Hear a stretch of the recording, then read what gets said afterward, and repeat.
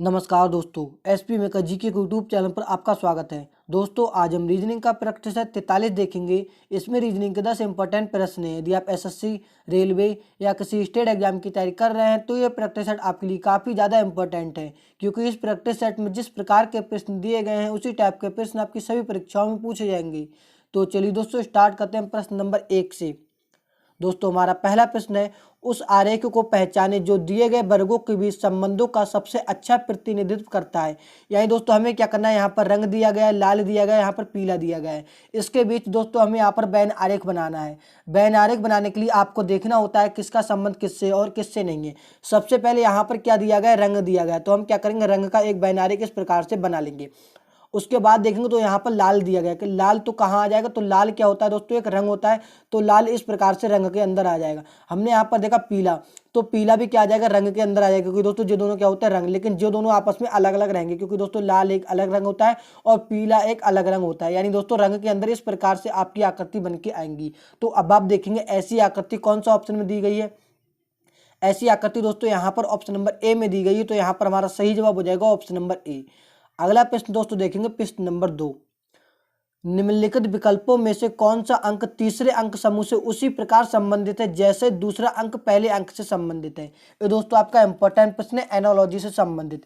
यानी दोस्तों आसान भाषा में समझे, हमें यहाँ पर सबसे पहले पता लगाना है इन्होंने 236 का संबंध 263 से किस प्रकार दिया है, तभी हम बता पाएंगे कि 768 का संबंध किससे होगा।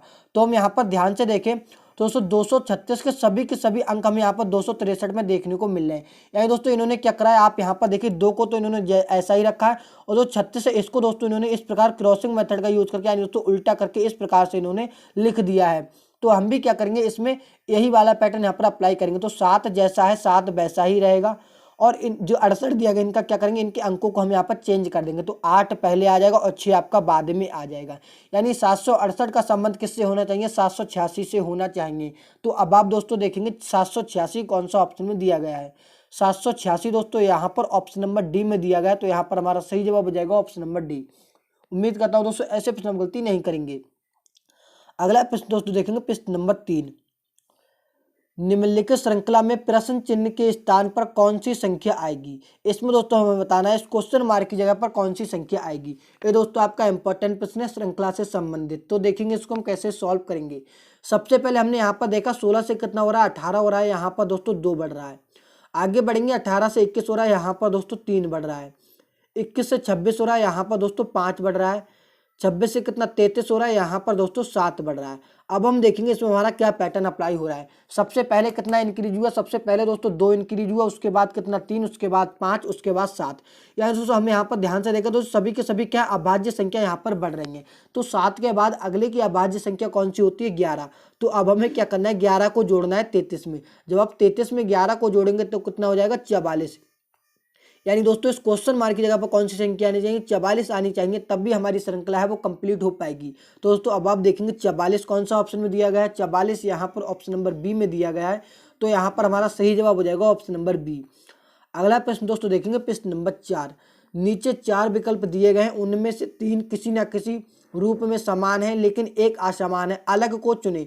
हमें यहाँ पर क्या करना है दोस्तों, अलग को चुनना है। यहाँ पर दोस्तों 4 ऑप्शन दिए गए, हमें क्या करना है, इन 4 ऑप्शन में से एक ऑप्शन अलग है, हमें यहाँ पर वही चुनना होता है। सबसे पहले हमने यहाँ पर पहले ऑप्शन में देखा शुक्र दिया गया, उसके बाद बुध, उसके बाद मंगल, उसके बाद चंद्रमा यहाँ पर दिया गया है। अब हमें देखना है अलग इसमें क्या है, अब हमें देखना है अलग इसमें क्या है। अगर हम यहाँ पर ध्यान से देखें तो ऊपर के जो तीनों को तीनों जो दोस्तों क्या है, आपके ग्रह है जी, क्या है दोस्तों आपके ग्रह। आपको दोस्तों ये वाला प्रश्न आपको याद करना है, ये आपका प्रश्न काफ़ी ज़्यादा इंपॉर्टेंट है। जीडी में आपका प्रश्न पूछा गया तो और बहुत सारे एग्जाम में ये प्रश्न पूछा गया, तब भी दोस्तों इस वीडियो में मैंने शामिल किया है। यहाँ पर हमने देखा चंद्रमा। चंद्रमा क्या होता है दोस्तों, उपग्रह होता है। चंद्रमा क्या होता है दोस्तों, उपग्रह। यहाँ पर अब आप खुद बता सकते हैं कि अलग कौन सा हो जाएगा। 3 ऑप्शन हमें यहाँ पर समान मिल गए, वो क्या है, ग्रह, और एक है जो उपग्रह। तो प्रश्न में हमसे पूछ रहा था असमान यानी अलग को चुने, तो अलग हमारा यहाँ पर ऑप्शन नंबर डी अलग हो जाएगा, क्योंकि दोस्तों चंद्रमा क्या होता है, एक उपग्रह होता है, वो यहाँ पर हमारा अलग हो जाएगा। तो यहाँ पर हमारा सही जवाब हो जाएगा दोस्तों ऑप्शन नंबर डी। अगला प्रश्न दोस्तों देखेंगे, प्रश्न नंबर 5। अगले श्रृंखला में आने वाले शब्द का चयन करें। यानी दोस्तों ये आपका इंपॉर्टेंट प्रश्न है, लेटर सीरीज से संबंधित। यहाँ पर जो रिक्त स्थान है हमें यहाँ पर बताना है कि कौन कौन से लेटर फिल होंगे। तो जब भी आपकी परीक्षा में ऐसा प्रश्न पूछा जाए तो आपको इसमें पूरा सॉल्व करने की जरूरत नहीं है। आप देखेंगे सबसे पहला लेटर, हमने यहाँ पर देखा ई दिया गया है, आप देखेंगे 5 पर आता है, जी आपका 7 पे आता है और आई दोस्तों आपका कितने 9 पर आता है। हम यहाँ पर देखें तो 5 7 सॉरी आई आपका कितने, आई आपका दोस्तों 9 पे आता है, आई आपका कितने पता है, आई आपका दोस्तों यहाँ पर 9 पे आता है। अब हम यहाँ पर ध्यान से देखें तो 5 7 9, 5 7 9, 9 के बाद क्या आएगा, 2 2 का अंतर चला तो 9 के बाद क्या आएगा 11 आएगा, क्या आएगा 11। तो हम क्या करेंगे यहाँ पर 11 लिखेंगे। तो 11 पे हम देखेंगे 11 पे कौन सा लेटर आता है, 11 पे दोस्तों आपका यहाँ पर लेटर के आ जाएगा। उसके बाद हमने यहाँ पर देखा तो एल तो सब में सेम ही है, एल सब में दोस्तों दिया गया है दोस्तों, के बाद एल तो आना ही चाहिए। अब हम जाएंगे अपने ऑप्शन पे, ऑप्शन नंबर ए नहीं हो सकता क्योंकि ऑप्शन नंबर ए दोस्तों ओ से स्टार्ट है। ऑप्शन नंबर सी नहीं हो सकता क्योंकि दोस्तों जी एल से स्टार्ट है। 2 ऑप्शन अभी हमारे बच्चे हैं जिसमें के एल दिया गया है, तो अभी हमें इसको और सॉल्व करने की जरूरत है। अब हम देखेंगे इसका तीसरा लेटर, तीसरा आप यहाँ पर लास्ट में देखेंगे तो लास्ट में भी सब में ए दिया गया, तो हम यहाँ पर लास्ट में सब में ए यहाँ पर इसमें लिख देंगे। अब हमें बीच का लेटर यहाँ पर चाहिए, तो एफ आपका कितने 6 पर आ जाएगा, एच आपका 8 पर आ जाएगा, जे आपका 10 पर आ जाएगा। आप यहाँ पर ध्यान से देखेंगे तो 6 2 8 2 10। अब अगले की संख्या प्राप्त करने के लिए हमें यहाँ पर 10 में 2 ऐड करना पड़ेगा, तो 10 और 2 कितना हो जाएगा 12। 12 पे कौन सा लेटर आता है, 12 पे दोस्तों लेटर आता है एल।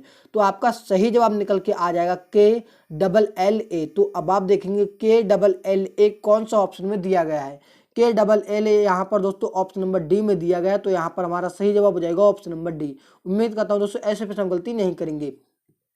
अगला प्रश्न दोस्तों देखेंगे प्रश्न नंबर 6। यदि d बराबर 12 एज बराबर 39 हो तो JED हमें बताना है जेड का मान क्या होगा। ये दोस्तों आपका इंपॉर्टेंट प्रश्न है कोडिंग डिकोडिंग से संबंधित। तो देखेंगे इसको हम कैसे सॉल्व करेंगे। सबसे पहले तो हमें इसमें पता लगाना है कि इन्होंने d को 12 किस आधार पर लिखा है। तो आपको यहाँ पर पता होना चाहिए d की प्लेस वैल्यू। d कितने पर आता है 4 पर आता है, 4 का जी कितने गुना है 3 गुना। तो यानी दोस्तों इन्होंने क्या करा, जो लेटर दिया गया था इसकी नंबरिंग करके इन्होंने यहाँ पर 3 से गुणा लगा दी। अब हम पैटर्न पता लगाएंगे कि एज को भी इसी आधार पर लिखा है, एज AGE। एज को दोस्तों इन्होंने लिखा 39, किस आधार पर लिखा, ए आपका 1 पर आ जाएगा, जी 7 पर, ई आपका 5 पर। यदि हम इन सबको ऐड करें तो 7 और 1 8 और 5 13, कितना हो रहा है 13।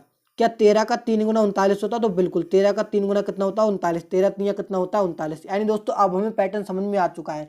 जो लेटर दिए गए इसकी दोस्तों नंबरिंग करके हमें क्या करना है 3 से गुणा लगा देनी है।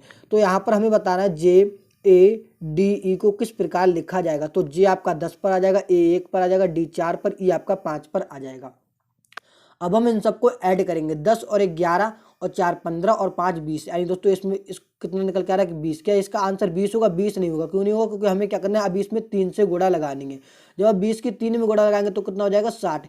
यानी जेड को कितना लेकर जाना चाहिए प्रश्न के अकॉर्डिंग 60। तो अब आप देखेंगे 60 कौन सा ऑप्शन में दिया गया है, 60 दोस्तों यहाँ पर ऑप्शन नंबर डी में दिया गया है। तो यहाँ पर हमारा सही जवाब हो जाएगा ऑप्शन नंबर डी। उम्मीद करता हूँ दोस्तों ऐसे प्रश्न गलती नहीं करेंगे।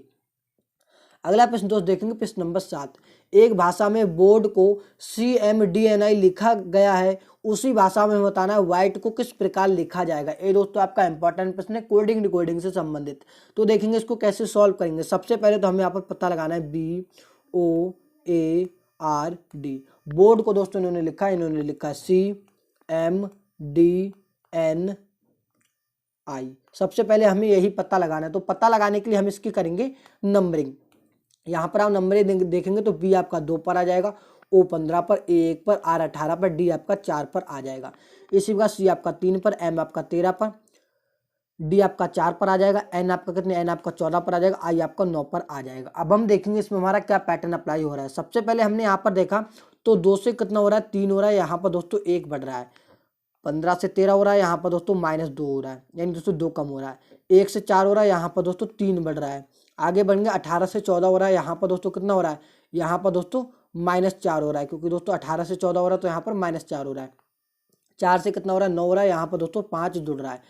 अब हमें यहाँ पर पैटर्न समझ में आ चुका है। पहले क्या हुआ था +1 -2 +3 -4 +5, इस प्रकार का इसमें पैटर्न अप्लाई हुआ है। अब जो भी हमसे पूछा गया हम सेम पैटर्न अप्लाई करेंगे जो हमसे पूछा गया। WHITE हमसे पूछा गया व्हाइट को किस प्रकार लिखा जाएगा। तो सबसे पहले हम करेंगे इसकी नंबरिंग। W आपका कितने 23 पर आ जाएगा, H 8 पर, I आपका 9 पर, T आपका 20 पर आ जाएगा, E आपका 5 पर आ जाएगा। अब हम क्या करेंगे, सबसे पहले हमने क्या करा था एक ऐड किया तो हम क्या करेंगे इसमें एक ऐड करेंगे। जब हम 23 में एक ऐड करेंगे कितना हो जाएगा 24, 24 पे आपका यहाँ पर x निकल के आ जाएगा। इसी प्रकार अब हम इसमें क्या करेंगे 2 कम करेंगे, क्योंकि हमने यहाँ पर 2 कम करा था। 8 में से 2 कम करेंगे कितना रह जाएगा 6, 6 पे कौन सा लेटर निकल के आ जाएगा, 6 पे आपका यहाँ पर लेटर एफ निकल के आ जाएगा। अब अभी आप इसको पूरा सॉल्व नहीं करेंगे, आप जाएंगे अपने ऑप्शन पे, आप देखेंगे कौन सा ऐसा ऑप्शन है जो एक्स एफ से स्टार्ट है। यहाँ पर ऑप्शन बी, तो बी से ही स्टार्ट है, तो यहाँ पर जी हमारा ऑप्शन नहीं हो सकता। ऑप्शन नंबर सी भी बी से स्टार्ट, तो ये भी हमारा नहीं हो सकता। पहला ऑप्शन एक्स से स्टार्ट था, लेकिन इसमें क्या था, जे था, हमें क्या चाहिए, एक्स और एफ चाहिए। एक ही ऑप्शन बचा जो एक्स और एफ से स्टार्ट है, तो यहाँ पर हमारा सही जवाब हो जाएगा दोस्तों ऑप्शन नंबर डी। आपको यहाँ पर पूरा सॉल्व करने की जरूरत नहीं है, आपको सिर्फ और सिर्फ अपना यहाँ पर उत्तर पता लगाना होता है। अगला प्रश्न दोस्त देखेंगे, प्रश्न नंबर 8।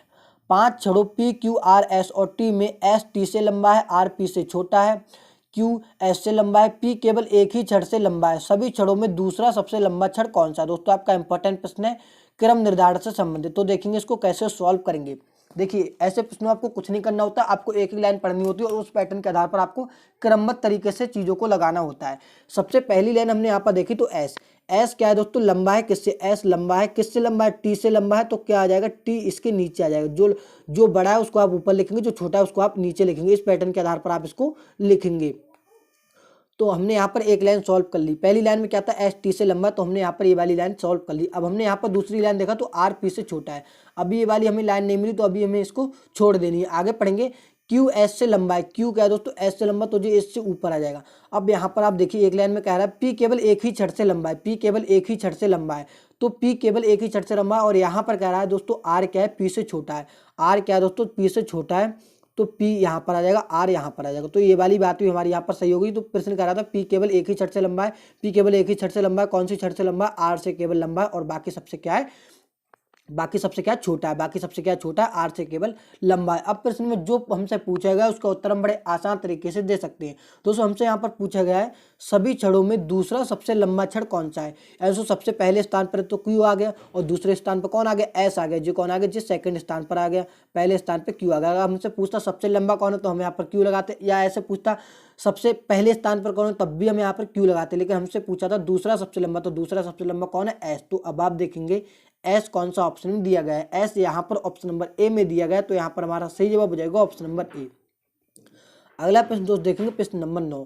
एस एम का बेटा है, आर क्यू और ए का पिता है, ए एम की बेटी है, ए एस से किस प्रकार संबंधित है। ये दोस्तों आपका इंपॉर्टेंट प्रश्न है, ब्लड रिलेशन से संबंधित। तो देखेंगे इसको हम कैसे सॉल्व करेंगे। सबसे पहले हमने यहाँ पर पहली लाइन देखी, तो पहली लाइन में कह रहा है एस जो है वो एम का बेटा है। एस क्या है दोस्तों, बेटा है, किसका बेटा है, एम का बेटा है। तो हम इस प्रकार से लिखेंगे।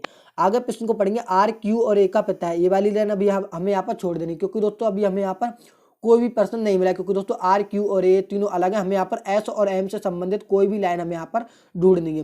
प्रश्न कह रहा है ए एम की बेटी है, ए क्या है दोस्तों, बेटी है एम की। यहाँ पर सबसे पहले आपने पहली लाइन पढ़ी, तो एस एम का बेटा है, तो ये बेटा है, तो इस पर हम पॉजिटिव चार्ज लगा देंगे।